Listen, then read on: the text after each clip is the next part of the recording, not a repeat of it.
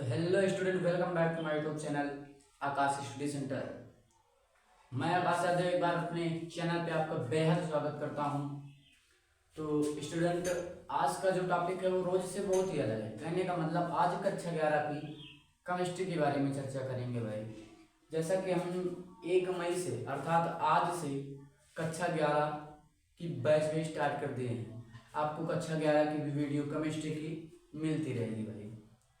तो देखिए भाई, आज का जो टॉपिक है वो है कि रसायन विज्ञान की मूल अवधारणा। रसायन विज्ञान की मूल अवधारणा थोड़ा समझते हैं कि रसायन विज्ञान की मूल अवधारणा क्या होती है। भाई, मूल का मतलब होता है जो भी उसकी एक हिसाब से समझा जाए तो जो जो उसमें है एक छोटी से छोटी चीजें। रसायन विज्ञान की क्या एकदम जड़ जो है, बेसिक जिसको कहा जाए। तो रसायन विज्ञान का जो भी आज बेसिक है, वैसे भी आप लोग अभी हाई स्कूल से निकले हुए हो, अब तक विज्ञान पढ़े थे, लेकिन अब जो पढ़ोगे वो रसायन विज्ञान और भौतिक विज्ञान अलग अलग पढ़ोगे भाई। तो आपको तो अभी ये भी नहीं पता होगा कि रसायन विज्ञान होती क्या है। तो आज इसका पूरा का पूरा ये चैप्टर इसीलिए इसमें दिया गया है कि पहले चैप्टर में ही आपका बेसिक एकदम कंप्लीट हो जाएगा। इसलिए रसायन विज्ञान की मूल अवधारणा ये चैप्टर आपके टॉपिक में अर्थात आपके सिलेबस में दिया गया है।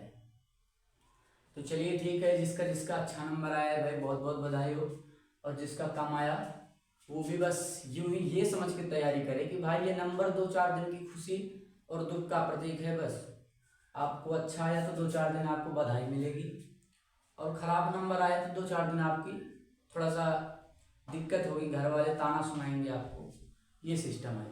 बाकी 2-4 दिन के बाद फिर से सब वही बात हो जाती है। तो मेहनत करिए, हालांकि कभी फ्यूचर में आपका ये नंबर काम कर सकता है। तो चलिए ठीक है, एक नई मुस्कान एक नई शुरुआत के साथ स्टार्ट करते हैं आज का चैप्टर। क्योंकि अगर किसी काम को अगर खुशी के लिए किया जाए, खुशी पाने के लिए किसी काम को किया जाए, तो ये ज़रूरी नहीं कि खुशी आपको मिल जाए, लेकिन ये ज़रूरी है कि अगर खुश होकर किसी काम को किया जाए तो खुशी ज़रूर मिलेगी। तो चलिए स्टार्ट करते हैं आज का टॉपिक, रसायन विज्ञान की मूल अवधारणा। भाई सर्वप्रथम मूल अवधारणा, इसका परिचय तो जान लेते हैं कि आखिर ये रसायन विज्ञान है कहाँ, मिली कहाँ से हमको, कैसे आई, कौन है इसका जन्मदाता, कौन इसका जनक है, ये सब बातें जान लेते हैं। तो लिखते हैं कि सामान्य परिचय, इसका सामान्य परिचय देखते हैं।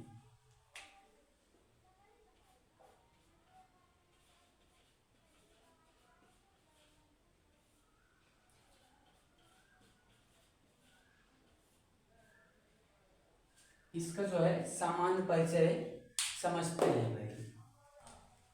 देखते हैं ये जो रसायन विज्ञान है इसकी उत्पत्ति कैसे हुई भाई। सर्वप्रथम इसके ऊपर इसका रसायन कहने मतलब केमिस्ट्री, सर्वप्रथम केमिस्ट्री शब्द का उपयोग कहाँ किया गया, मिस्र में किया गया भाई। मिस्र में किया गया, और क्यों किया गया, क्योंकि देखिए भाई केमिस्ट्री मतलब केमिया, केमिया जो शब्द है इसका अर्थ होता है काली मिट्टी। केमिया का अर्थ होता है काली मिट्टी। तो भाई यही जो मिस्र है, मिस्र के प्राचीन शब्द, प्राचीन नाम, जो मिस्र का प्राचीन नाम था, जो अब हम मिस्र के नाम से जानते हैं, ये पहले मिस्र का प्राचीन नाम केमिया था, और उसी शब्द से इसकी उत्पत्ति हुई है केमिस्ट्री की। तो लिखते हैं पॉइंट वाइज लिखते हैं भाई, केमिस्ट्री, केमिस्ट्री शब्द की उत्पत्ति जो है, केमिस्ट्री शब्द की उत्पत्ति मिस्र के प्राचीन नाम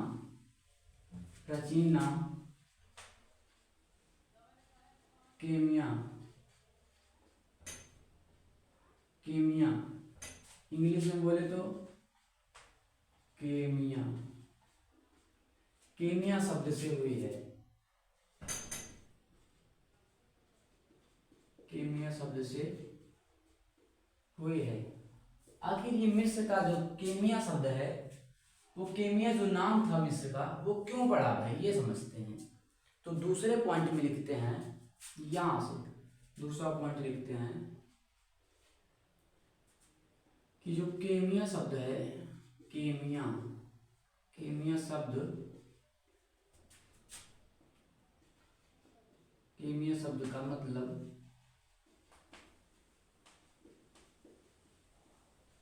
केमिया शब्द का मतलब होता है काला रंग। केमिया शब्द का मतलब जो होता है वो क्या होता है भाई, वो होता है काला रंग। भाई केमिस्ट्री शब्द की उत्पत्ति मिस्र के प्राचीन नाम केमिया शब्द से हुई, और जो केमिया शब्द का मतलब होता है वो होता है काला रंग। तो देखिए काला रंग केवल क्या यही यही चीज के कारण इसका नाम केमिया पड़ गया था? नहीं भाई, काला रंग होता है। और तीसरा पॉइंट समझते हैं कि मिस्र की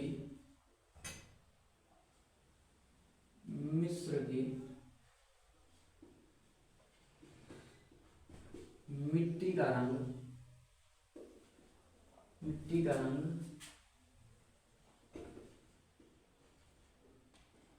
काला होता है।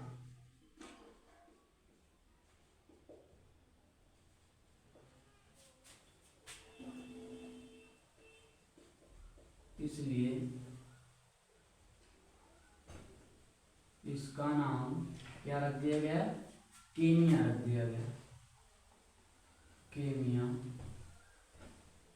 इसलिए इसका नाम केमिया रखा गया।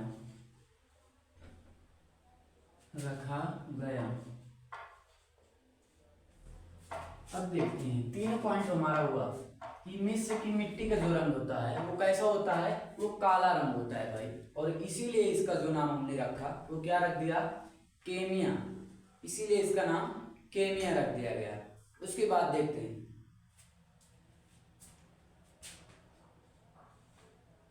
कह रहा है 3 पॉइंट हुआ, और चौथे पॉइंट में एक और निष्कर्ष इसमें मिल रहा है कि जो मिस्र की कला थी, कला भाई एक बोले तो टैलेंट, तो जो मिस्र की कला थी वो सर्वोच्चतम थी, मतलब बहुत ही अच्छी थी। और हर जगह से क्या थी? उच्चतम, अर्थात सर्वोच्चतम थी। वो मिस्र की जो कला थी वो सर्वोच्चतम थी।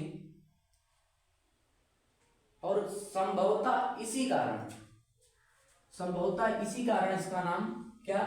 काला, मतलब कि केमिया रखा गया। 2 3 3 मत मिले हैं भाई। मिस्र की जो कला थी, मिस्र की कला प्राचीन काल में, मतलब कि पुराने समय में भाई, मिस्र की कला प्राचीन काल में सर्वोच्चतम थी। सर्वोच्चतम थी। और इसी संभवतः इसी कला के लिए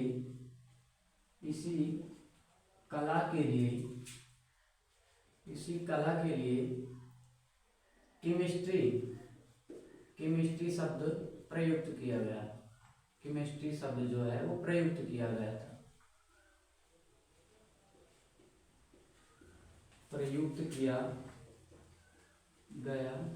था। कह रहा है कि भाई जो प्राचीन काल, मतलब कि पुराने समय में मिस्र की कला बहुत ही सर्वोच्चतम थी। और इसी संभवतः भाई कोई प्रत्यक्ष प्रमाण नहीं, संभवतः मतलब कि संभावनाएं है कि संभवतः इसी को प्रयुक्त करने के लिए केमिस्ट्री शब्द का उपयोग किया गया था। अब 5वां नंबर क्या आता है, ये मेन पॉइंट है भाई कि बर्जिलियस कौन थे, थोड़ा सा इनके बारे में देखते हैं। बर्जिलियस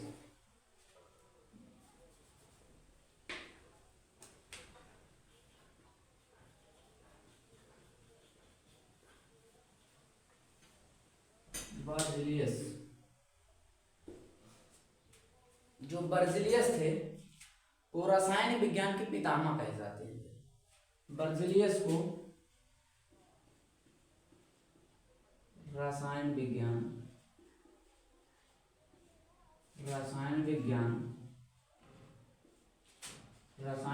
का पितामह पितामह कहा जाता है। भाई आज भी जो बर्जिलियस है उनको रसायन विज्ञान का पितामह कहा जाता है। लेकिन अगर जनक की बात किया जाए तो जो वर्तमान समय की बात करें तो वर्तमान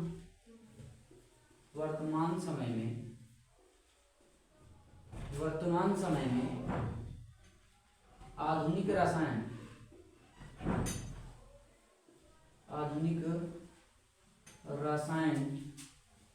का जनक लेवोसिए। आधुनिक रसायन का जो जनक है वो कौन है?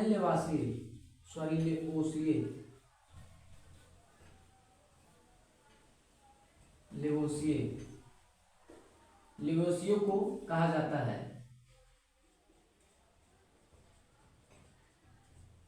माना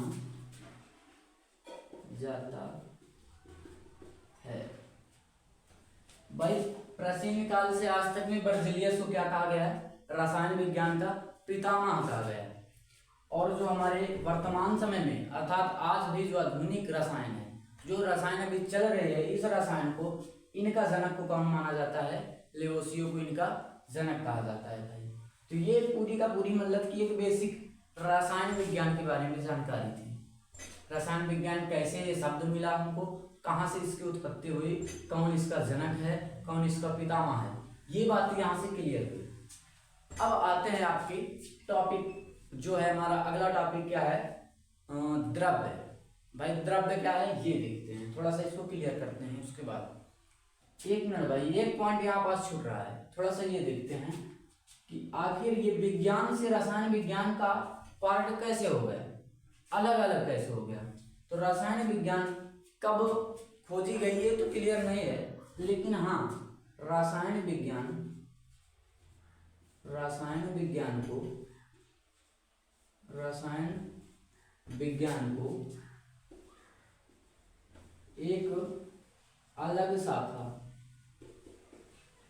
एक अलग शाखा के रूप में प्रचलित करने का श्रेय किसको जाता है? रॉबर्ट बॉयल लिख देते हैं इसमें से। रॉबर्ट बॉयल रसायन विज्ञान को एक अलग शाखा के रूप में प्रचलित करने का जो श्रेय जाता है वो किसको जाता है? रॉबर्ट बॉयल को जाता है।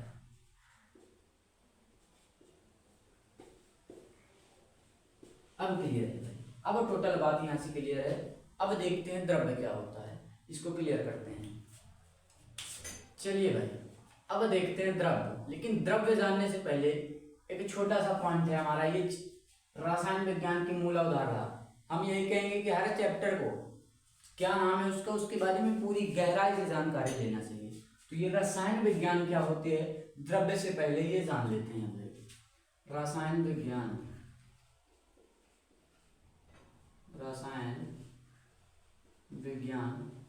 होती क्या है? भाई विज्ञान क्या लिखा है कि रासायनिक विज्ञान है, तो विज्ञान का पार्ट है। तो हम बोल सकते हैं कि विज्ञान की वह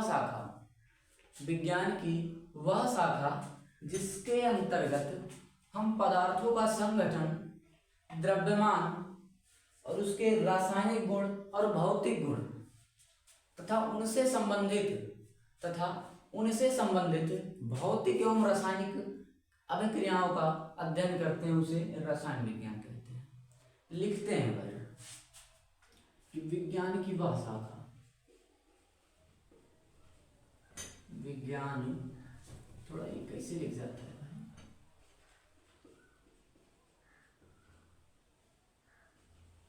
विज्ञान की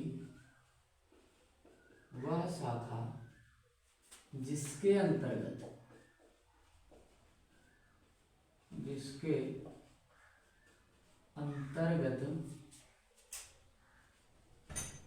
विज्ञान की भाषा का जिसके अंतर्गत हम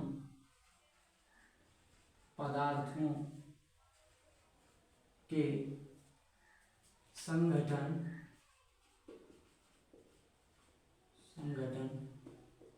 का द्रव्यमान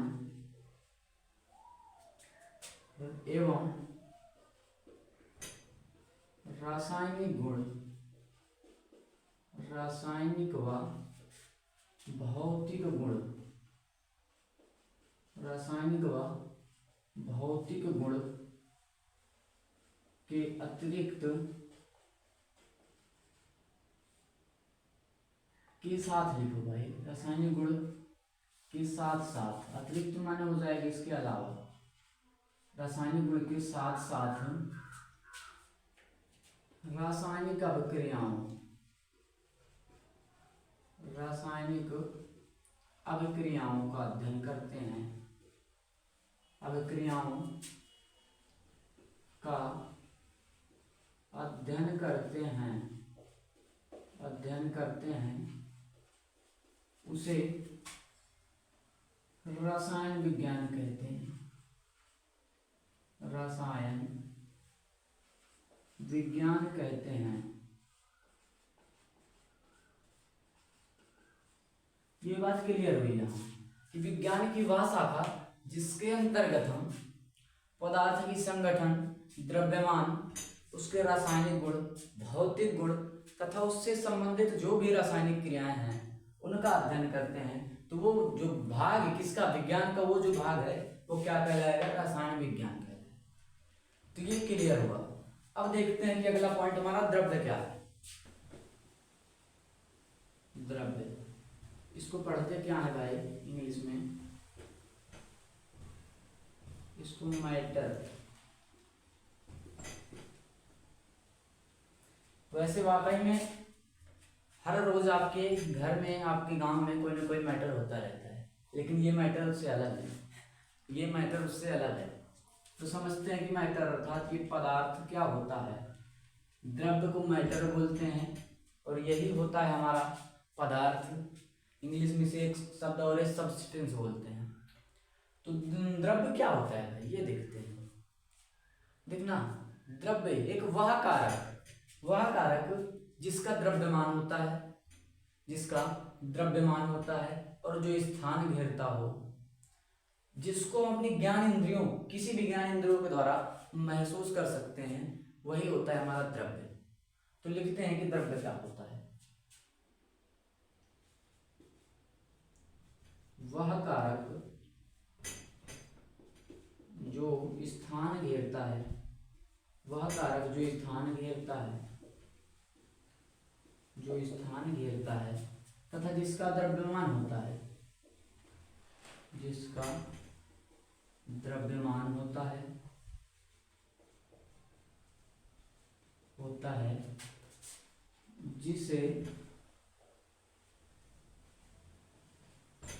जिसे हम अपनी ज्ञान इंद्रियों, जिसे हम अपनी ज्ञान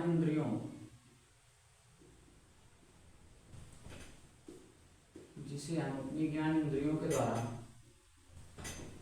द्वारा महसूस कर सकते हैं, महसूस कर सकते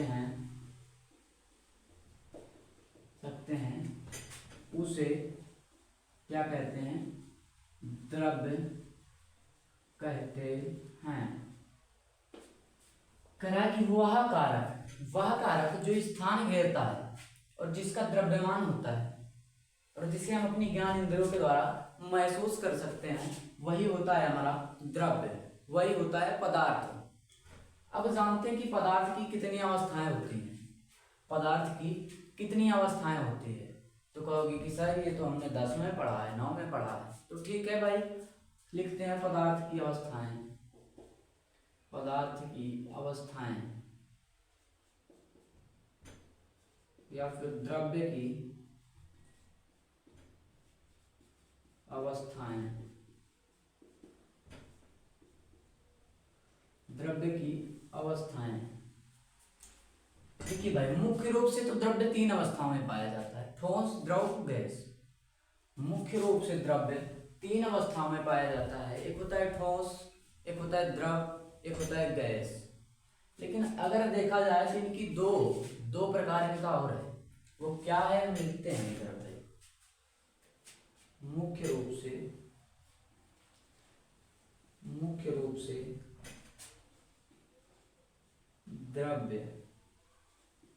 द्रव्य की तीन अवस्थाएं होती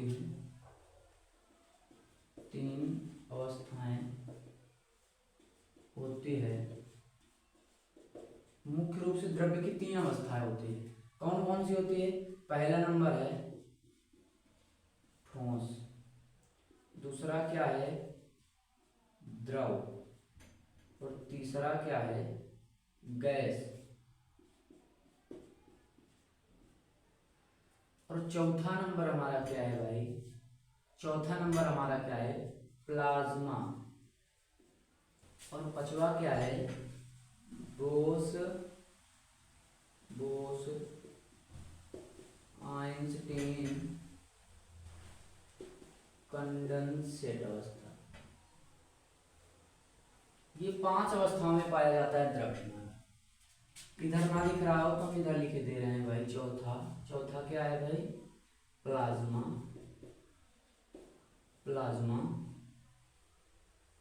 और पांचवा क्या है? बोस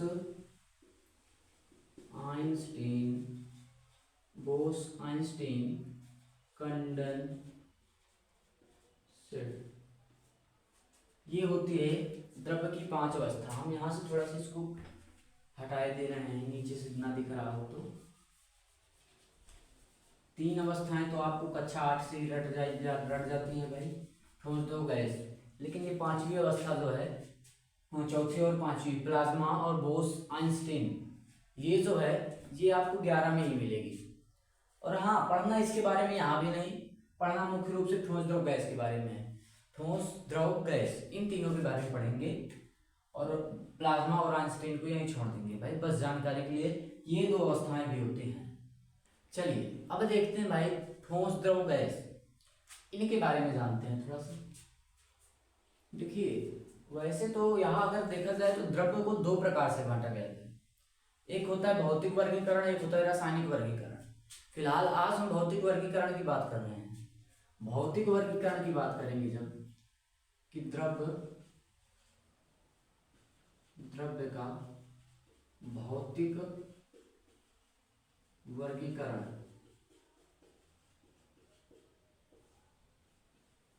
देखना भाई, जो द्रव्य का जो भौतिक वर्गीकरण करेंगे ना, तो यहां से केवल तीन अवस्थाएं आपको मिलेंगी। भौतिक रूप से वर्गीकरण करने में उनमें तीन मिलता है, ठोस द्रव गैस, यही तीन स्टेट आपको प्राप्त होंगी भाई। पहला मिल जाएगा हमारा ठोस, दूसरा क्या हो जाएगा द्रव है, वो द्रव्य है लेकिन ये द्रव है। और तीसरा मिल जाएगा गैस, ये है सॉलिड स्टेट, ये क्या है लिक्विड है, और ये क्या है गैस है। अब थोड़ा सा इनके बारे में जान लेते हैं भाई। आज जो है आज भौतिक वर्गीकरण देखते हैं, बाकी कल आपको रासायनिक वर्गीकरण बता दिया जाएगा। तो देखते हैं ठोस क्या होता है। ठोस क्या होता है भाई? ठोस कुछ एग्जांपल, एक मिनट। ये बॉटल, ये आपको दिख रहा है, ये बॉटल, ये आपको दिख रहा होगा। अभी नहीं अच्छा लगेगा, थोड़ा सा इसमें से पानी कम कर लेते हैं तब बढ़िया समझ में आएगा। अब मिल ही गया तो थोड़ा सा पी भी लेते हैं इसमें से।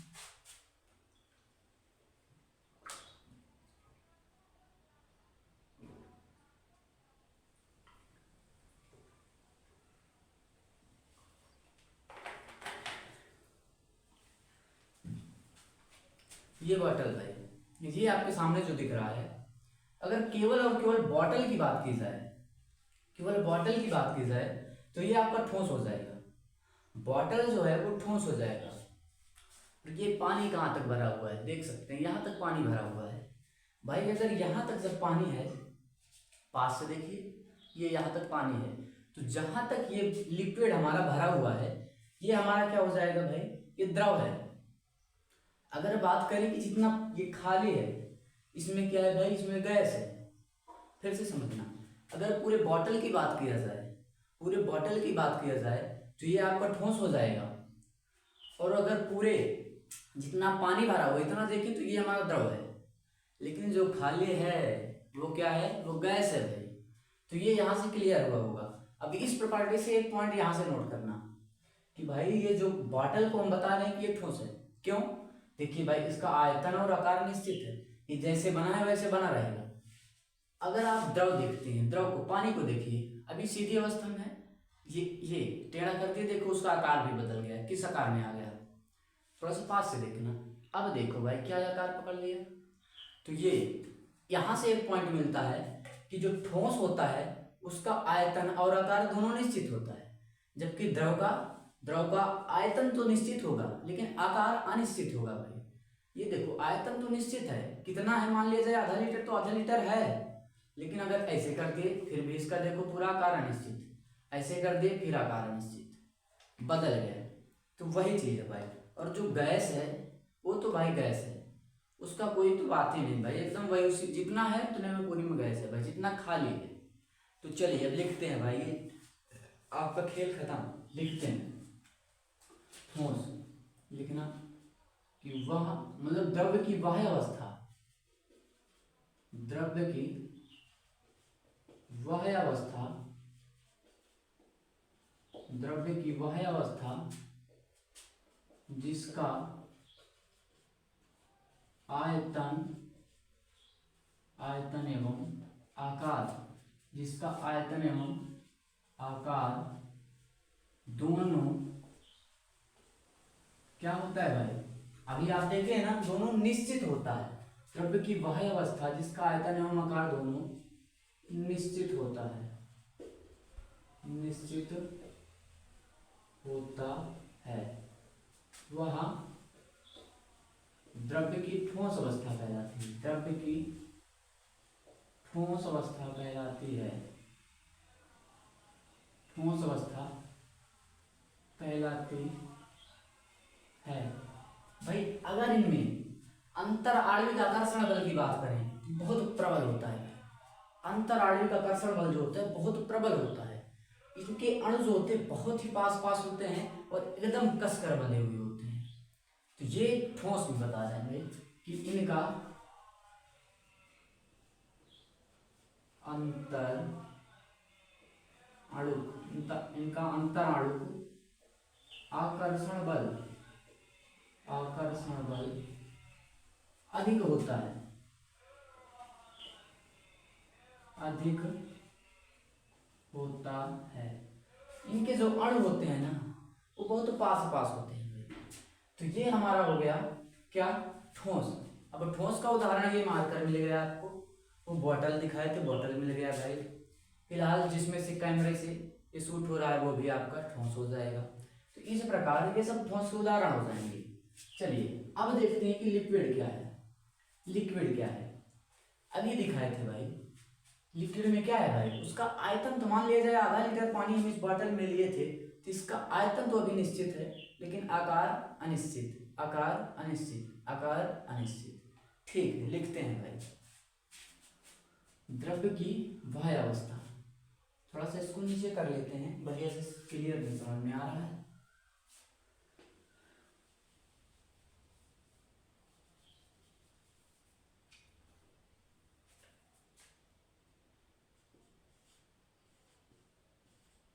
द्रव है ना, क्या है, लिक्विड।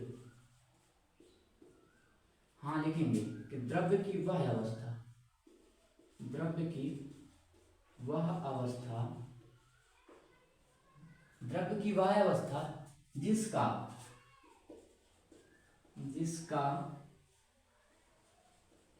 आयतन तो निश्चित होगा भाई, आयतन निश्चित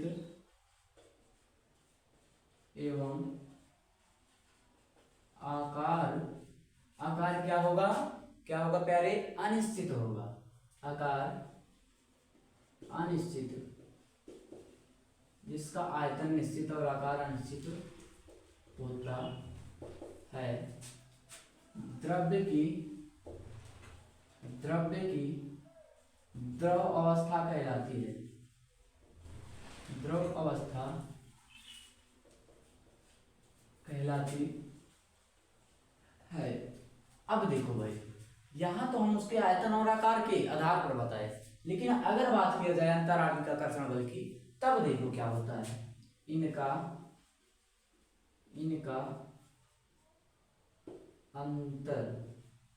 अंतराणुक आकर्षण बल, इनका अंतराणुक आकर्षण बल ठोस की अपेक्षा कुछ कम होता है। भाई देखो, इनमें जो आकर्षण बल पाया जाता है वो ठोस की अपेक्षा में क्या होता है, थोड़ा सा कम होता है। आकर्षण बल होता तो है, लेकिन ठोस की देखा जाए तो ठोस की अपेक्षा में थोड़ा सा कम होता है। जैसे कि एग्जांपल में ले लिया जाए, यहाँ क्या हो गया, जल हो गया और दूध हो गया, तेल हो गया, बस भाई आदि कर दो, बहुत सारे आ जाएंगे। और अगर इसी प्रकार ठोस में तो भी हम बताए थे, ठोस का एग्जांपल तो हम बताए थे कि भाई ठोस मान लिया जाए, लोहा ले लिया जाए, लोहा, प्लास्टिक, और ये मार्कर भी ले लिया जाए, आदि कर दो भाई, ईंट ले लिया जाए, सब है भाई। अब देखो लास्ट की अवस्था हमारी क्या बची है, गैस अवस्था। ठीक, तो गैस भी लिखते हैं थोड़ा सा, गैस के बारे में। गैस